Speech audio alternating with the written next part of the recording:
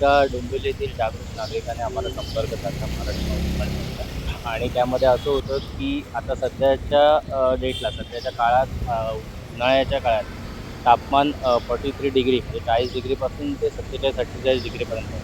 अशा परिस्थितीत काही दुकानांच्या ओपनिंगसाठी म्हणजे उद्घाटनासाठी डोंबिवली या सांस्कृतिक शहरातली झाडं सर्रासपणे तोडली जातात.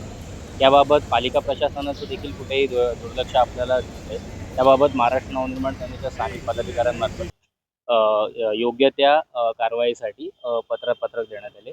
पालिका प्रशासनाला आम्ही 2 ते 3 दिवसाचा अल्टिमेटम दिला आहे. या 2 ते 3 दिवसात संबंधित जे काही उद्घाटन झालं किंवा ज्या झाडे तोडण्यामध्ये जी काही माणसं ज्यामध्ये इन्व्हॉल्व आहेत त्याच्यावर गुन्हा दाखल नाही झाला तर महाराष्ट्र नवनिर्माण सेनेतर्फे तिथे आंदोलन घेण्यात येईल. एकंदरीत डोंबिवली शहरातील आगरकर रोड येथे आदित्य मंगल कार्यालयाजवळ हा प्रकार घडलेला आहे. 3 ते 4 झाडं तोडली गेली. ही झाडे अतिशय उंच आणि जुनी झाडं होती एकंदरीत आणि ती झाडं तोडून त्याच्यावर मंडप घालण्यात आला आहे. तर या प्रकारचे फोटोज आणि व्हिडिओज आम्ही पालिका प्रशासनाला उपप्रभाग अधिकारी क्षेत्र जे आहेत त्यांना दिलेले आहेत.